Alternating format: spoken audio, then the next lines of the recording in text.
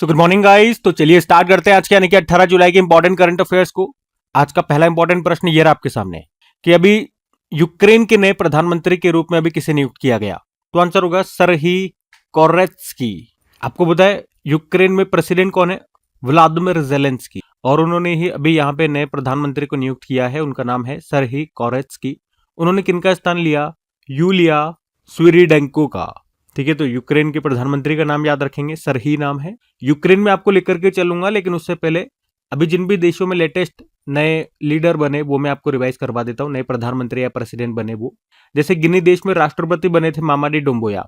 Netherlands के सबसे युवा प्रधानमंत्री रॉब जेटेन। बारबाडोस के प्रधानमंत्री मिया मोटली। ईरान का सर्वोच्च नेता चुना गया मोजताब खामेनी को। बांग्लादेश के नए प्रधानमंत्री तारिक रहमान। नेपाल के सबसे युवा प्रधानमंत्री बालेंद्र शाह। म्यांमार के राष्ट्रपति मिन आंग हलाइंग। वियतनाम के नए राष्ट्रपति तो लाम। इराक का नया राष्ट्रपति निजार रमेदी। हंगरी के प्रधानमंत्री पीटर मेगियार। बुल्गारिया के नए प्रधानमंत्री रुमेन रादेव। कोस्टारिका की दूसरी महिला राष्ट्रपति लौरा वर्जीनिया। युगांडा के राष्ट्रपति योवेरी मुसेवेनी। इराक के प्रधानमंत्री अलीफ अली कादिम। सेनेगल के नए प्रधानमंत्री अहमदो अल अमीनो लो। स्लोवेनिया के नए प्रधानमंत्री जेनेस जेंसा। डेनमार्क के प्रधानमंत्री मेटे फ्रेडरिक्सन। साउथ कोरिया की दूसरी महिला प्रधानमंत्री हॉन सियोंग सुक। इथोपिया के दोबारा प्रधानमंत्री अबी अहमद अली बने। आर्मेनिया के दोबारा प्रधानमंत्री बने निकोल पशिन्यान। कोलंबिया के राष्ट्रपति एबेलार्डो डे ला एस्प्रियला। पेरू के राष्ट्रपति केइको फुजिमोरी। बात यूक्रेन की थी तो ये रहा मैप में यूक्रेन। कैपिटल कीव होती है, करेंसी है रेवेनिया। प्रेसिडेंट हो गए व्लादिमीर जेलेंस्की। ठीक है, तो ये सब ध्यान में रखना। अगला प्रश्न देखते हैं। फिर अगले में पूछ रहे हैं कि राष्ट्रीय यूरिया निवेश नीति 2026 के तहत इक्विटी पर रिटर्न की सीमा क्या निर्धारित की गई है? तो आंसर होगा 12 से लेके 16% तक। तो अभी केंद्र सरकार ने राष्ट्रीय यूरिया निवेश नीति 2026 को मंजूरी दे दी है। इसका उद्देश्य है भारत में नई गैस आधारित यूरिया फैक्ट्री लगाना और यूरिया के उत्पादन में देश को आत्मनिर्भर बनाना। यूरिया क्या होता है? यूरिया एक नाइट्रोजन वाला उर्वरक यानी कि फर्टिलाइजर है और इसका रासायनिक सूत्र होता है CONH2 इसमें 46% नाइट्रोजन होती है, जो सभी ठोस नाइट्रोजन उर्वरकों में सबसे ज्यादा है। यह पौधों की हरी पत्तियों, तनों और तेज वृद्धि में मदद करता है। धान, गेहूं, मक्का, गन्ना, कपास और सब्जियों जैसी फसलों में इसका सबसे ज्यादा उपयोग होता है। और इसका रिटर्न ऑन इक्विटी ये तय किया गया 12 से लेके 16% तक। मतलब जो भी कंपनियां यूरिया प्लांट लगाएगी उन्हें सरकार 12 से लेके 16% तक का निश्चित रिटर्न ऑन इक्विटी देने की व्यवस्था करेगी। कम से कम 12%, ज्यादा से ज्यादा 16%। क्या होता है रिटर्न ऑन इक्विटी का मतलब? क्या हो गया कि कंपनी ने जितना भी पैसा निवेश किया है उस पर उसे कितना लाभ मिलेगा, इसका ये मतलब हो गया। ठीक है, तो ये जो गैस आधारित यूरिया प्लांट होंगे। अच्छा, गैस आधारित यूरिया प्लांट ही क्यों? क्योंकि ये प्लांट कम ऊर्जा खर्च करते हैं, पर्यावरण के लिए बेहतर है, पुराने कारखानों की तुलना में अधिक आधुनिक और कुशल होते हैं, यानी कि एफिशिएंट होते हैं। अच्छा, यूरिया बनता कैसे है? तो यहाँ पे प्राकृतिक गैस, नेचुरल गैस से अमोनिया बनाया जाता है NH3, और अमोनिया को कार्बन डाइऑक्साइड के साथ मिलाकर यूरिया बनाया जाता है। भारत में यूरिया की अगर हम स्थिति की बात करें तो भारत में 33 यूरिया उत्पादन प्लांट हैं। कुल उत्पादन क्षमता है इनकी 269.42 लाख मेट्रिक टन। फिर भी उत्पादन देश की मांग से कम है, इसीलिए हर साल यूरिया हमें इंपोर्ट करना पड़ता है दूसरे देशों से। अच्छा, ये जो हम नीति लेकर के आ रहे हैं जिसको मंजूरी दी गई वो कौन सी है? राष्ट्रीय यूरिया निवेश नीति 2026। इससे पहले कौन सी नीति थी? 2012 की, जो कि 2019 तक रही थी।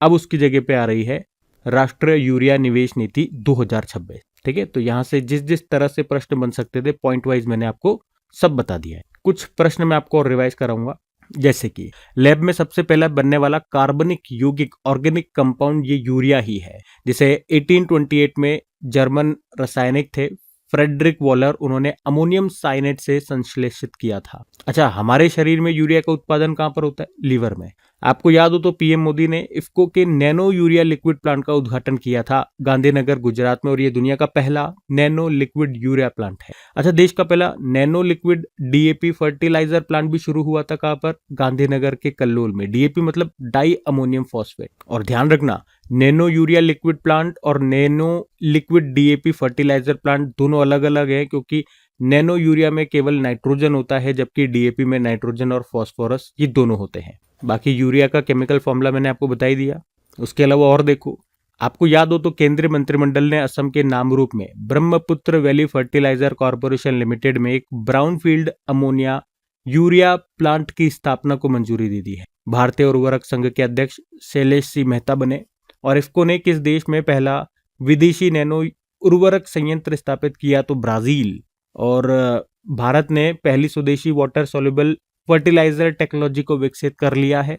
ठीक है, तो यूरिया से ये सारे आपके करंट अफेयर्स के प्रश्न थे, वो भी मैंने आपको रिवाइज करा दिए। और आज का प्रश्न भी हमने देख लिया, राष्ट्रीय यूरिया निवेश नीति 2026। ठीक है, अगला प्रश्न देखते हैं। फिर अगले में पूछ रहे हैं कि आईसीसी यानी कि इंटरनेशनल क्रिकेट काउंसिल की नवगठित गवर्नेंस रिव्यू कमेटी के अध्यक्ष अभी किसे नियुक्त किया गया? तो आंसर होगा देवजीत सेकिया को। तो आईसीसी ने अभी क्रिकेट के नियमों और प्रशासन को बेहतर बनाने के लिए गवर्नेंस रिव्यू कमेटी नाम से एक नई समिति बनाई है। इस समिति के अध्यक्ष जो चेयरमैन हैं वो बनाए गए हैं देवजीत सेकिया, जो अभी वर्तमान में क्या है? बीसीसीआई के सचिव है। नाम इनका आपने जरूर सुना होगा ना, बीसीसीआई के सचिव कौन है? देवजीत सेकिया। तो अभी आईसीसी की ये जो नई कमेटी है, कौन सी? गवर्नेंस रिव्यू कमेटी, उसके अध्यक्ष भी इन्हीं को बनाया गया है। तो ये जो समिति होगी, इसका काम क्या होगा? आईसीसी के नियमों, संविधान और प्रशासनिक व्यवस्था की समीक्षा करना और जरूरत पड़ने पर सुधार करना या सुधार सुझाना। अच्छा, इसके अलावा भी देवजीत सेकिया को फ्रेंचाइजी लीग कमेटी का सदस्य भी बनाया गया है। वैसे ये फ्रेंचाइजी लीग कमेटी के अध्यक्ष की बात करोगे तो तमीम इकबाल हैं, जो कि बांग्लादेश के पूर्व कप्तान हैं। और ये समिति क्या करती है? दुनिया भर में बढ़ रही T20 फ्रेंचाइजी लीगों पर नजर रखेगी और उनसे जुड़े नियमों पर काम करेगी। इसके अलावा एक और प्रश्न देख लो कि अभी आईसीसी ने मॉरिशस को अपना 111वां सदस्य देश बनाने की मंजूरी भी दे दी है। आईसीसी की बात कर ले पहले। इंटरनेशनल क्रिकेट काउंसिल स्थापना होती 1909 में, हेडक्वार्टर दुबई यूएई में है। सीईओ अभी दूसरे भारतीय बने थे, संजीव गुप्ता इनका नाम है, और चेयरमैन है जय शाह। अभी हमने पढ़ा था Sourav Ganguly ICC hall of fame में शामिल होने वाले भारत के 12वें क्रिकेटर बने। वैसे अपॉइंटमेंट वाला प्रश्न है, तो कुछ अपॉइंटमेंट हम साथ के साथ रिवाइज कर लेते हैं ताकि रिवीजन हो जाएगा। जैसे अंडमान और निकोबार कमान के 20वें कमांडर इन चीफ बने विनीत मैकार्थी। संयुक्त राष्ट्र महासभा यूनाइटेड नेशन जनरल असेंबली के 81वें सत्र के अध्यक्ष चुने गए खलीलुर रहमान बांग्लादेश के हैं। और इससे पहले मतलब जो अभी 80वां सत्र चल रहा है ना सितंबर तक, तब तक अध्यक्ष कौन है? एन्नालेना बैरबॉक, जो कि जर्मनी से है। वर्ल्ड बैंक में भारत के नए कार्यकारी निदेशक एग्जीक्यूटिव डायरेक्टर बने थे नीलकंठ मिश्रा। इंडियन एयरफोर्स के वाइस चीफ बने आशुतोष दीक्षित। और भारत की राष्ट्रीय पुनर्बीमा company general insurance corporation of India का नया सीएमडी बनाया गया हितेश जोशी को। राष्ट्रीय जांच एजेंसी नेशनल इन्वेस्टिगेशन एजेंसी में नए महानिरीक्षक बने सुंदरराज पी। राष्ट्रीय सांख्यिकी आयोग के नए अध्यक्ष बने doctor Saibal Chattopadhyay. Financial action task force के उपाध्यक्ष बने विवेक अग्रवाल। भौतिकी के क्षेत्र में 2026 का वुल्फ पुरस्कार जीता था जैनेन्द्र के जैन ने। ये पुरस्कार वाला अपॉइंटमेंट में आ गया गलती से। बाकी international tribunal for the law of the sea के न्यायाधीश के रूप में किस भारतीय को चुना गया था? बिमल एन पटेल को। और हमारे जो सॉलिसिटर जनरल ऑफ इंडिया है तुषार मेहता, इनका कार्यकाल 3 साल के लिए यूं बढ़ा दिया, या यूं समझ लो फिर से नियुक्त कर दिया 3 सालों के लिए। इंटेलिजेंस ब्यूरो के नए डायरेक्टर डॉक्टर महेश दीक्षित बने। विक्रम साराभाई स्पेस सेंटर जो तिरुवनंतपुरम में है, उसमें नए डायरेक्टर बने डॉक्टर यूपी राजीव। सीबीडीटी के नए अध्यक्ष वही हैं रवि अग्रवाल, इनका कार्यकाल बढ़ा दिया गया दिसंबर तक। और विदेश सचिव विक्रम मिस्री हैं, इनका भी कार्यकाल बढ़ाया गया। अभी आर्मी चीफ नए बन गए, धीरज सेठ इनका नाम है। ठीक है, तो ये कुछ नियुक्तियां हैं लेटेस्ट, बिल्कुल ध्यान रखना इनको। अगला प्रश्न देखते हैं। फिर अगले में पूछ रहे हैं बिम्स्टेक के राष्ट्रीय सुरक्षा प्रमुखों की 5वीं बैठक कहां पर हुई? तो सही उत्तर होगा नई दिल्ली में। तो अभी 16 जुलाई को ही नई दिल्ली में बिम्स्टेक देशों के राष्ट्रीय सुरक्षा प्रमुखों की 5वीं बैठक हुई। इसकी अध्यक्षता भारत के जो राष्ट्रीय सुरक्षा सलाहकार हैं अजीत डोभाल, उन्होंने की। उद्देश्य है बंगाल की खाड़ी क्षेत्र के देशों की सुरक्षा को मजबूत करना और मिलकर समस्याओं का समाधान करना। बिम्स्टेक की बात करेंगे। बिम्स्टेक मतलब bay of Bengal initiative for multi sectoral technical and economic cooperation. स्थापना होती है इसकी 1997 में। मुख्यालय ढाका में है, ढाका बांग्लादेश। अध्यक्ष हैं इंद्रमणि पांडे। कौन कौन से सदस्य देश हैं? बांग्लादेश, भूटान, इंडिया, म्यांमार, नेपाल, श्रीलंका और थाईलैंड। आपको बता दूं बिम्स्टेक समिट 2025 में इसको होस्ट किया था थाईलैंड ने, जो 6वें नंबर की इसकी समिट हुई थी। और फिर उसके बाद अगले 2 सालों के लिए इसकी अध्यक्षता संभाल ली है बांग्लादेश ने। अच्छा, उसके अलावा ये जरूर ध्यान रखना कि अभी बिम्स्टेक देशों के लिए कैंसर देखभाल कार्यक्रम का दूसरा चरण कहां पर शुरू हुआ था, विशाखापत्तनम में। और पहले बिम्स्टेक युवा पेशेवर विनिमय कार्यक्रम 2026 का आयोजन हुआ था भारत में भी कहा, महाराष्ट्र के मुंबई और पुणे में। ठीक है, तो बिम्स्टेक से ये कुछ बिंदुएं ध्यान में रखना। अगला प्रश्न हम देखते हैं। फिर अगले में पूछ रहे हैं कि भारतीय नौसेना में 22 जुलाई 2026 को शामिल होने वाला स्वदेशी युद्धपोत जिसका नाम है मालवन, किस श्रेणी का है ये? तो आंसर होगा माहे श्रेणी का। तो आईएनएस मालवन भारतीय नौसेना का ये नया स्वदेशी यानी कि भारत में ही बना एक युद्धपोत है और अभी इसे 22 जुलाई को आधिकारिक रूप से नौसेना के बेड़े में शामिल किया जाएगा। ये माहे श्रेणी का दूसरा anti submarine warfare shallow water craft है। तो इस मालवन युद्धपोत का काम क्या होगा? दुश्मन की पनडुब्बियों का पता लगाना, जरूरत पड़ने पर उन्हें नष्ट करना और खासतौर पर उथले समुद्री क्षेत्रों, शेलो वाटर क्राफ्ट है तो शेलो वाटर में प्रभावी ढंग से ये काम करे। और निर्माण किसने किया, किसने बनाया? कोचिन शिपयार्ड लिमिटेड, कोच्चि ने इसका निर्माण। ठीक है, तो याद रखना ये माहे श्रेणी का है।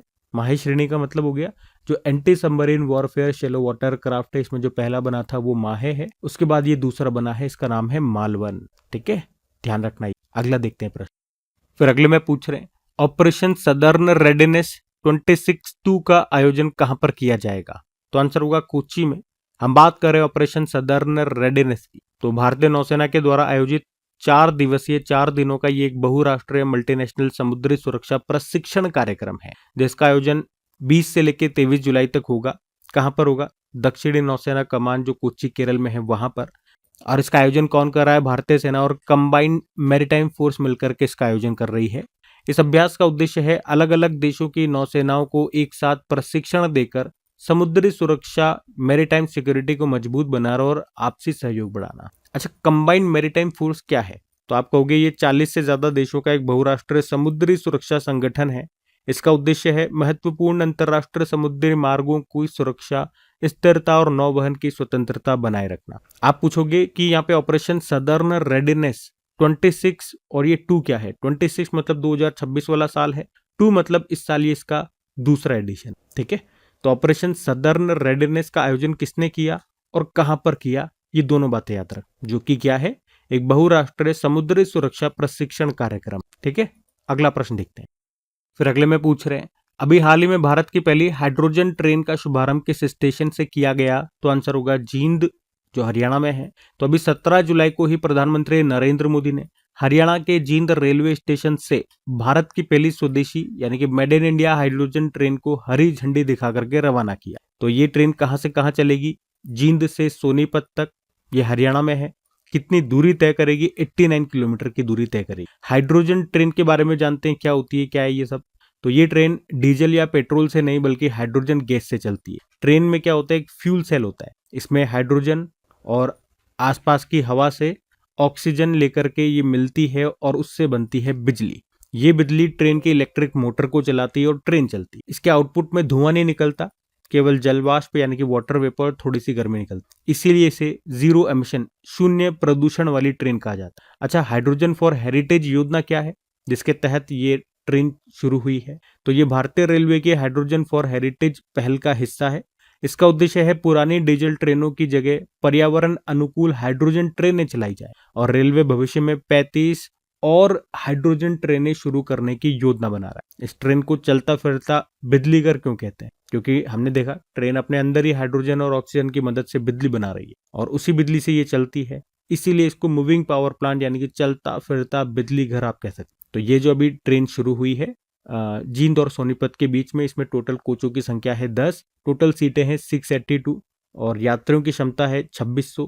तो इसके चलने के साथ ही हम कह सकते हैं कि भारत उन देशों में शामिल हो गया जहां हाइड्रोजन ट्रेनें चलती है, जैसे जापान, जर्मनी, अमेरिका और चाइना। लेकिन अगर पूछे विश्व में वो पहला देश कौन सा था जिसने हाइड्रोजन ट्रेन शुरू की थी, तो आंसर हो जाएगा जर्मनी। ठीक है, हाइड्रोजन से कुछ बातें मैं कुछ प्रश्न आपको रिवाइज करवाऊं। जैसे अगर बात करते हैं राष्ट्रीय हाइड्रोजन मिशन की शुरुआत ये कब होती है? 15 अगस्त 2021 को। लेकिन राष्ट्रीय ग्रीन हाइड्रोजन मिशन शुरू कब हुआ था? 4 जनवरी 2023 को। स्टील मंत्रालय ने देश के पहले ग्रीन हाइड्रोजन प्लांट का उद्घाटन किया था जिंदल स्टेनलेस लिमिटेड हिसार में। देश का पहला multipurpose green hydrogen pilot project कहां पर शुरू हुआ? हिमाचल प्रदेश के झाकरी में। पीएम मोदी ने देश की पहली ग्रीन हाइड्रोजन हब की आधारशिला कहां रखी? आंध्र प्रदेश में। आंध्र प्रदेश के विशाखापत्तनम में। भारत ने दुनिया की सबसे पावरफुल हाइड्रोजन ट्रेन इंजन को बनाया है, उसकी पावर है 1200 horse power. Tata steel hydrogen transport pipe विकसित करने वाली भारत की पहली कंपनी बन गई है।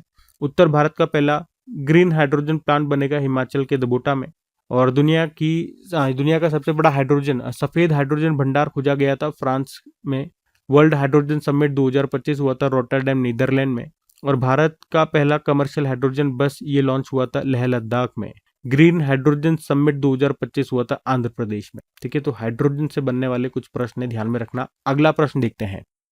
फिर अगले में पूछ रहे हैं, हाल ही में किस राज्य ने कौशल सेतु और कौशल सारथी पोर्टल को लॉन्च किया? तो आंसर होगा उत्तर प्रदेश ने। तो अभी उत्तर प्रदेश सरकार ने अभी 15 जुलाई को ही, जब हमने विश्व युवा कौशल दिवस मनाया था, तो उसी मौके पर कौशल सेतु और कौशल सारथी नाम से 2 डिजिटल पोर्टल्स को लॉन्च किया था। कहां से लॉन्च किया? तो लखनऊ से। इनका उद्देश्य है युवाओं को कौशल प्रशिक्षण, स्किल ट्रेनिंग और रोजगार एम्प्लॉयमेंट से जोड़ना। अच्छा, कौशल सेतु के अलग अलग दोनों की बात करते हैं, तो कौशल सेतु की पहले बात करेंगे क्या है। तो आप कहोगे कौशल सेतु एक ऑनलाइन पोर्टल है जो प्रशिक्षण संस्थाओं, ट्रेनिंग सेंटर्स के लिए बनाया गया है। इसका काम होगा, प्रशिक्षण संस्थान ऑनलाइन पंजीकरण रजिस्ट्रेशन कर सकते हैं, सभी जरूरी दस्तावेज डॉक्यूमेंट ऑनलाइन जमा कर सकते हैं। मतलब इससे सरकारी दफ्तरों के चक्कर नहीं लगाने पड़ेंगे, पूरी प्रक्रिया, पूरा प्रोसेस पेपरलेस और ट्रांसपेरेंट होगा। आवेदन जल्दी मंजूर होंगे और समय की बचत होगी। तो कौशल सेतु ट्रेनिंग सेंटर्स के लिए है। जबकि कौशल सारथी क्या है? ये भी एक डिजिटल गाइड है जो छात्रों और नौकरी खोजने वाले युवाओं के लिए बनाया गया है। इसमें क्या मिलेगा, क्या फायदा होगा? राज्य के सभी प्रशिक्षण केंद्रों की जानकारी आपको यहाँ मिल जाएगी, कौन कौन से कोर्स उपलब्ध हैं, ये पता लग जाएगा कौन से प्रशिक्षण भागीदार हैं, ट्रेनिंग पार्टनर्स, और किस क्षेत्र में नौकरी के अवसर हैं। तो कौशल सारथी स्टूडेंट्स और जॉब सीकर्स जो जॉब प्राप्त करना चाहते हैं उनके लिए है। बाकी कौशल सेतु ट्रेनिंग सेंटर्स के लिए है। अब इन दोनों को लॉन्च किया है उत्तर प्रदेश ने। तो ये रहा मैप में यूपी। कैपिटल लखनऊ हो गई है। मुख्यमंत्री योगी आदित्यनाथ, गवर्नर है आनंदीबेन पटेल। यहाँ का राजकीय पक्षी सारस हो गया, पशु है बारहसिंगा, वृक्ष है अशोक का, पुष्प है पलाश, फल है आम। नारोरा न्यूक्लियर पावर प्लांट है यहाँ पे, देश का 53वां और उत्तर प्रदेश का चौथा टाइगर रिजर्व ये बना है, रानीपुर टाइगर रिजर्व।